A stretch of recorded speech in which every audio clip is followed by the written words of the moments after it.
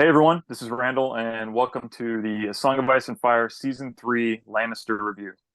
This is a different sort of video for the channel, and it's a part of an ongoing series in partnership with the Hits and Crits channel. The series will cover all the most important changes from this last season update, faction by faction. And this video is focused on the Lannisters, and it's our second video in the series. Our first video covering the Starks debuted on the Hits and Crits channel, and you can find a link to that video in the description. So please check it out, and be sure to also subscribe to the Hits and Crits channel for continuing coverage in this series and for lots of other upcoming high-quality song content to come.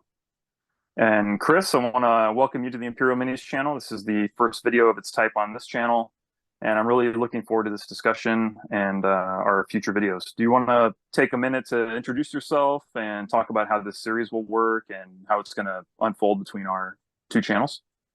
Yeah, Randall, thanks for having me. Great honor to be on Imperial Minis. I'm super excited to have this partnering with you on season 3.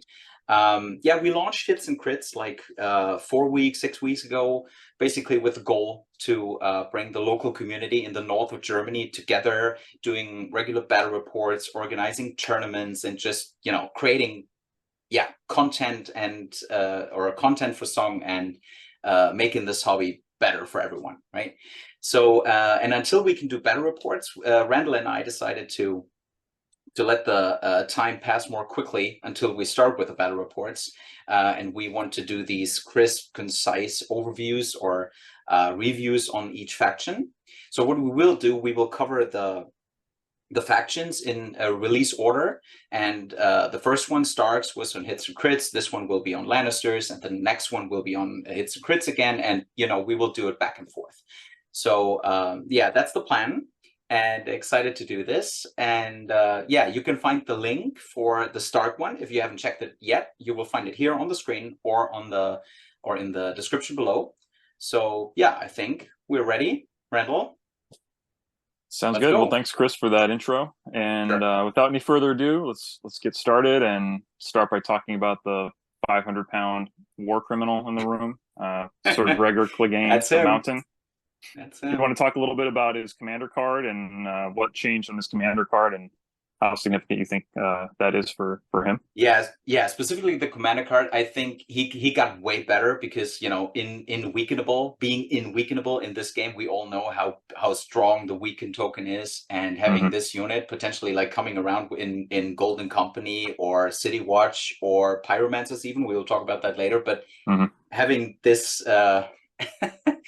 this war criminal coming right into your face, not being weakened and with sundering on top of it, and doing these 2 auto wounds, that's rough, man. It's pretty crazy. Yeah, I mean, sundering is probably the best attack keyword in the game because every hit benefits from it. It being unweakenable, like you said, is huge. And I think the only other unit that is unweakenable is the Blood Riders and Targaryen.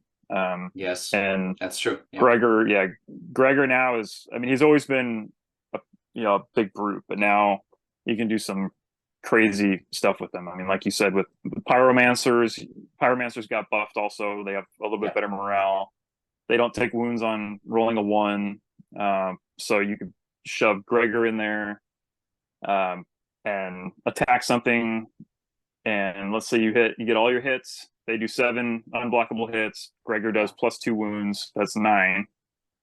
So unless they have resilience or something, that's 9 wounds. And then you're gonna make them take a vicious panic test, so you could possibly pop the unit in one go. And then the other unit, another unit in Lannister, Lannisport City Watch, if they pop their adaptive style, the offensive one, the offensive one, they're gonna do what, 10 hits, 10 hits +2, and then that's it. I mean, and Gregor's got Price of Failure. Do you want to talk about Price of Failure and what that could mean for Gregor in one of these units if he happens to have Price of Failure in his hand? Yeah, sure. So when we talked it through once, right? I mean, there's this like this optimal thing that could happen. You charge with assault orders and you pop that 1 unit, You just destroy it, and then you play Overrun, and then you have Price of Failure in your hand. And Price of Failure, to cover this one, it got way better because, like in the last season, it has you got wounds from all the misses you rolled, even though everything counts as a hit.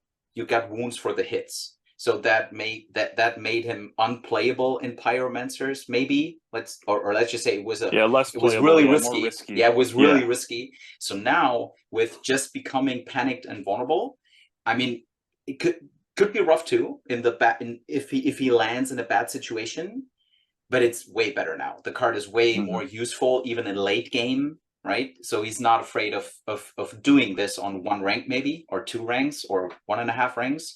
So the card got way better. So, and it's way more usable. The whole commander is way more usable than before. Yeah, there's a lot more meme potential and jank potential for Gregor now, which I love. You know, you've always got to reach for the stars a little bit and hope for that perfect scenario where you, like you said, assault orders, charge something, blow it up, yeah, overrun, charge something else, blow it up, and then still have your activation to then charge something else and blow it up. And at that point, that's like game over. You know. So yeah, it's a lot of fun. That sounds like a lot of fun. I'm not a Lannister player. I hope nobody does it to me, but it looks, I mean, it looks like a really fun combo and fun changes for him.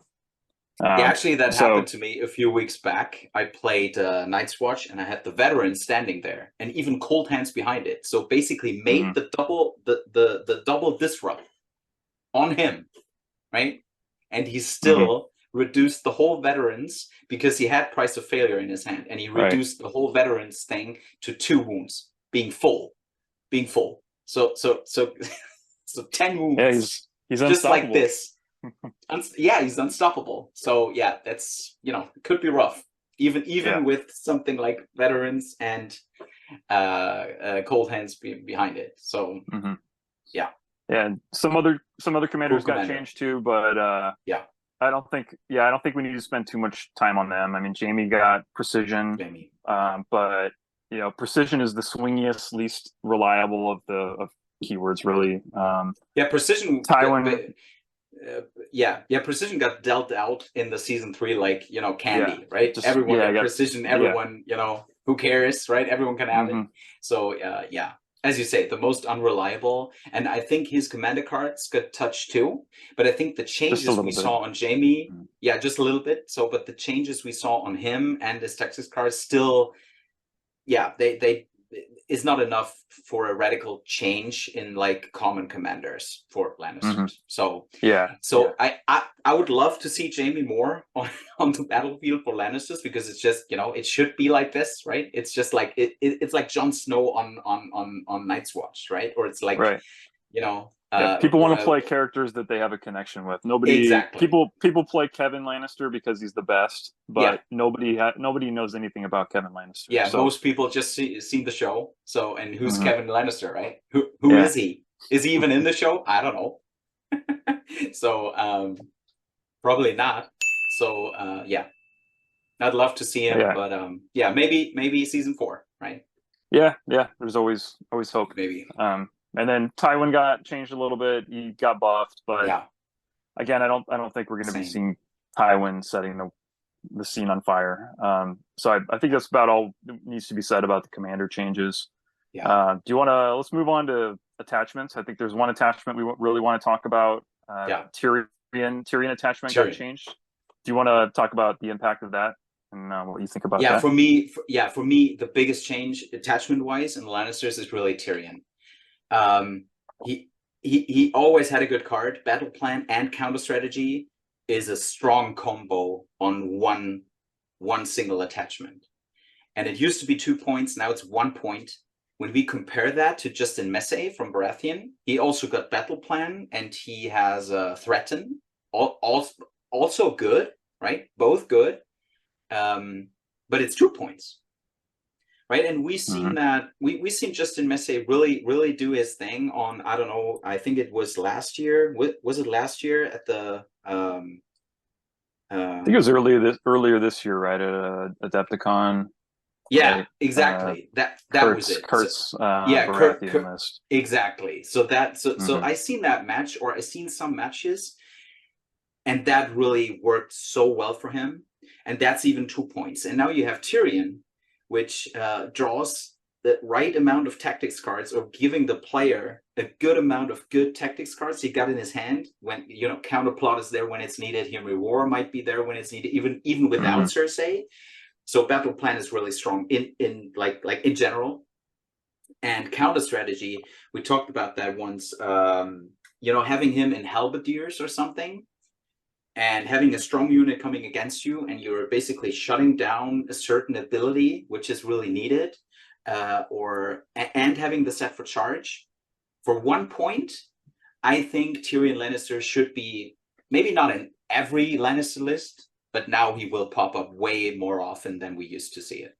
Yeah, That's he's such one of the biggest a changes attachment wise. yeah, he's just Yeah. such a useful piece of tech to have in your list that I see him in being in most lists unless you're just severely starved for points. You just put him in a 5 point unit Yeah.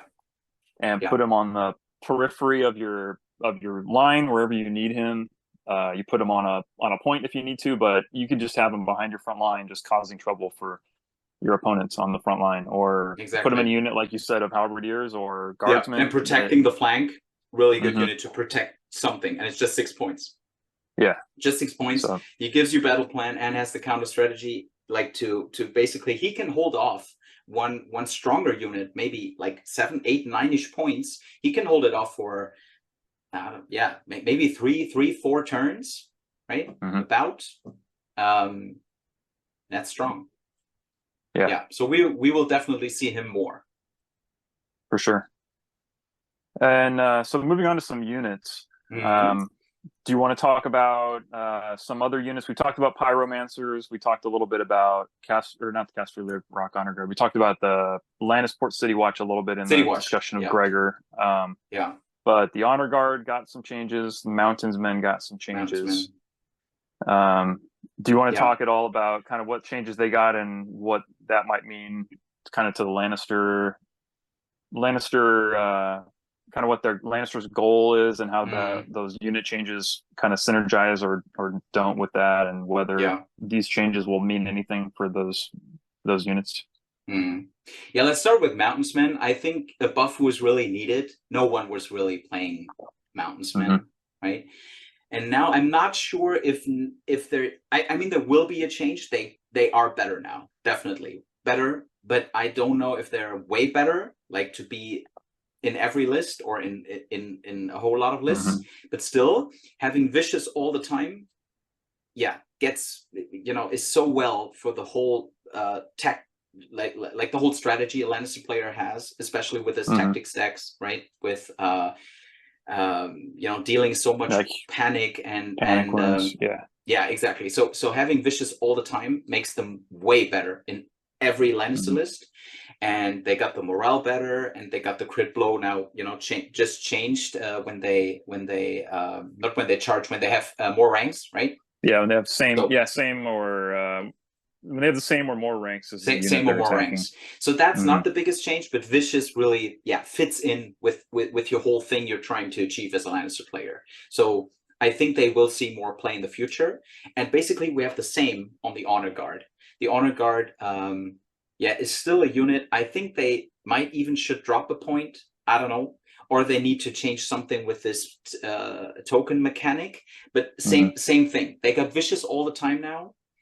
So also this unit is way more useful in your whole army building, or in your whole thing you're trying to achieve. So they also might see more play in the future. But I'm not sure if it's enough to get rid of, whatever. Yeah, I don't think. Crossbows, Knights of Not in Casterly this Rock. version of the game. I Yeah, still think in this version of the game, you look at Golden Company and Casterly Rock Honor Guard, and I think exactly. 9.5 times out of 10, you're going to take the Golden Company. I just don't think. I think instead of a points drop, they just need a ability rework. Yeah. Yeah, Because it's Mountains Men, I reactive, think, are right? a lot better. Yeah, it is. Yeah, you have to consume a very valuable resource, your tokens, to get the value out of them. So you Yeah. you have to give up value to just make Yeah. them worth 7 points, which I don't think is worth it. But yeah, Moundsmen That's are true. better. Their morale went up. You know, morale keeps skewing more and more elite in this game, it seems. Mhm. And yeah, vicious all the time is great for them because it means even when they're on low ranks, they're going to be vicious, and they have prey on fear. Mhm. So if they get beat down to, you know, one rank or whatever, they'll still be vicious, so they can potentially make their opponent fail a panic test, and then they can heal themselves back up. So that's good. I still don't think they're going to be the most competitive unit in the Lannister roster or up there, but it's a step in the right direction, I think. Yeah, we have a Um, few people here in the local community really digging a Clegane unit and putting some mhm, bastard girls in there, right? Because just mhm, it's thematically cool. So having, I yeah. don't know, like maybe Gregor or Sandor in a unit of bastard girls, just to have the dogs out there Mhm, and like paint everything in yellow. And I think those guys, it's like 2 or 3 of them, they really like that. In general, Lannister players, but really like the idea of a pure Clegane army. And yeah. yeah, so they are excited, right? Because it Mhm, will be better. It will be better, at least in like beer and pretzel games, or when you just meet up for a nice friendly game. Then it's mhm. totally valid to take Mountainsmen, right? Totally Yeah. cool. No. Yeah, Yeah. I mean, they can really surprise you um with their healing, and like Sander. exactly. I think I played a game recently with Sander in Mountains Men. He has Fueled by Slaughter. They Yeah. have Prey on Fear. So I had Mm. an opponent's Mountainsmen down to 1 rank, and I think they successfully attacked me, and I failed a panic test, and they ended up healing back up to 3 ranks or something. It was a definite uh definite disappointment that I didn't finish them off. Um, Yeah, yeah, but yeah, and then so I think that's all we need to really say about the units. yeah, There's the non-combat units. The kind of highlight there is Pycelle, yeah. who apparently wasn't receiving enough play in whatever isolated, you know, mountain village that the playtesters play in. So he got buffed to now be able to give a vulnerable token or a weakened token. So he's still going to get picked by everybody. I don't Yeah. see anything changing From as a result of 99% to this. 100. Yeah, basically. So I think that's all we need to say about that. Yeah, So I think with that we can. Yeah, go ahead. my first idea was when I seen it, my first idea was they want to like indirectly buff the honor guard to have Hmm. more, to have More more vulnerable possibilities to access. to deal out Hmm. tokens, because dealing out tokens is not really a Lannister thing. Hmm. So I think my first impression was there is a connection, having the vicious Hmm. there, and having the potential to select the token you want to put out. So that was the idea, but I still, Hmm. I mean, but we've seen that, like the thing on Pycelle, we've seen that on other factions too, right? That some NCUs or some whatever, some commanders got buffs even though it wasn't really needed, right? Hmm. So but still, I totally appreciate the rework. I totally like that there's consistent support for this game. So I appreciate basically everything that happens, but just sometimes like Pycelle really sticks out, right? Because I'm pretty sure I never played against the Lannister list without Pycelle. I'm pretty Right. sure that's the Yeah. truth. It's And so yeah, and no opponent of a Lannister is unaware of Pycelle. Anytime you play Pycelle or a Lannister player, they say, "Okay, I'm going to activate Pycelle," and then you already start reaching over for your vulnerable token. You already know what's coming. So yeah, yeah, Pycelle is not, you know, he's not going anywhere. He's still going to be just as prevalent as he was. Um, true. but yeah, that's probably enough coverage of Pycelle. Everybody, yeah, there's not going to be any giant changes to the meta from Pycelle's change, I don't think. But one interesting thing Absolutely. we can move on to is the base tactics deck changes, because Mm. there were several cards, I think 4 cards from the base tactics deck that got changed. Do you want to talk about a couple of the ones you think are the most significant Yeah, from the base tactics deck, Chris? yeah, yeah, sure. For me, the most significant ones were Bribery and Subjugation of Power. They also changed Mm, Counterplot, and they changed Fealty to the Crown. But I think those changes are not really, changing what you do on the battlefield. But in terms of bribery and subjugation of power, that for me, there's really a big difference, because bribery for me was always a card that I knew it got dropped early. When the Lannister player picked it up early, he will drop it, right? He will, or just play it out, discard it or play it out, and just and do not expect anything coming out of it, because it will be away at some point. So when you picked it up early, it will be gone, right? So it was, I don't want to say the worst card in the Lannister deck, but one of the weaker ones. So, and now with this -1 to morale in certain lists, having bribery out on 1 or 2 units is rough. I mean, think about all the vicious they got. Think about Hear Me Roar. Think about Cersei. And corpse piles out there, intimidating presence on Roos and other. There's just one more modifier for another Lannisters. Modifier which you can use really, really well, right? So that's the big change. Bribery got better, right? Definitely better.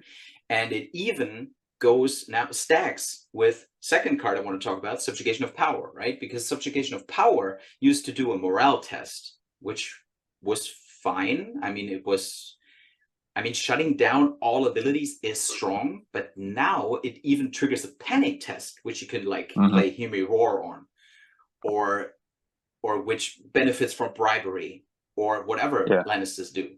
So both cards significantly better and more usable, which is a little bit.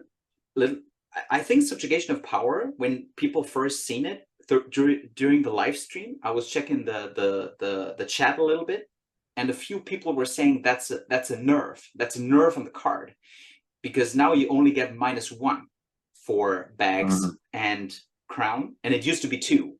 So first impression for most people was that it's a nerf, but in fact, it's not a nerf. For me, it's a buff. For me, it's definitely a buff to do this panic test, because you have another option in your deck just to trigger panic test when needed. Yep. And you have a panic test on a panic test on a stick, basically. You don't even, it's not it's not even a combat unit control card. Yeah, it's not even just a control card anymore. Now it's a straight up damage card. So like you said, you don't even need to use it if you don't even care about shutting a unit down. You just want to possibly kill a unit off. You throw that down, and now it's just a damage card, and it could potentially kill something. So definitely, I mean, we all know the situation where you can come, or where this one unit is not killed, and there's just 2 units standing there, and you have this, and they have to activate at some point, right? And then panic test, right? Or a game mode where they can drop the objective, or you can take control of the objective if you're engaged with them and they fail a panic test. Now you just swing the balance of the game by making them fail a panic test, and you take the token from them at the end of a round or something. That's a huge change, I think. And then the other 2 were Counterplot and Fealty. Counterplot changed. Debatably worse, I think. It went from you get to reroll on a 3+ to now it passes on a 2+ or an auto pass if you control the 2 zones. I haven't done all the math, all the math behind it. You do, cue the Julia Roberts math meme or the hangover math meme. I haven't done all the math, but it's debatably, it could be worse, or it could be better. I don't know. But it's not a huge swing, I don't think. I'm sure Lannister players in the comment section can tell us. Yeah, it'll still be played just the same way it was. People who've done the math can chime in the comment section and let us know. And then fealty changed to, I believe it gives +1 wound. Also, I think that's how it changed. It gives a wound. It did just heal before, but now it also gives a wound. So I mean, that's not a huge buff, but it's a buff. I mean, it does damage now. So so yeah, it's good. Do you have anything else to say about the cards, Chris? Yeah, no, I mean, really, in one sentence, the whole changes on the base tactics deck. I know that might be a bold comment, but for me, the Lannister deck was like, I would say since season 1, or maybe even 2021, strongest tactics deck in the game for me. Right? There might be Night's Watch right? Because it's just played so easily, right? Yeah. They're dropping all the cards out, and it all gives buffs, little buffs, but then like to have everything on one unit really makes a difference. So it's easy to play, but the Lannister deck is also like really easy to play. There are so many triggers you can use all the time, like activating NCUs, activating units, friendly NCUs. All of that. So it's a really strong deck in it's terms very of cohesive shutting too. your exactly. Yeah. So It it's knows what it wants to thematically do, and it does it very well. So these changes in or my final comment on it is, I don't know if it was needed for the Lannisters to get even a stronger tactics deck. I still think it is. So, but it's fine. It's cool when you play them. So I feel this love Lannisters got in season 3. They might have, Targaryens would needed that more in terms of tactics, some love for the tactics deck. Yeah, we'll talk about that in a few videos from now. But exactly. I don't want to like spoil anything, but that's my impression. Lannister change wasn't really needed. Strong cards, especially as I said, Bribery, Subjugation of Power, way better cards. So keep them in your hand because you'll need them. That's it. That's it on the base deck. I feel. Yeah. Well, I think that does it for our second video. I think we've covered all the high points of the Lannister changes for the season 3 update. We're going to try to keep these videos pretty short, concise, and easily digestible. And just hope everybody will stay tuned to this channel and be sure to subscribe to the Hits and Crits channel so you can see each video as they're released. And huge thanks to Chris for joining us on this video discussing the Lannisters. And I'm really looking forward to our next video, which I think is going to be covering neutrals, since they came out in the same initial release wave as the Starks and Lannisters. Yeah. And that video is going to be featured on your channel on Hits and Crits. Looking forward. And looking forward to it too. And until next time, this is Randall. And Chris signing off.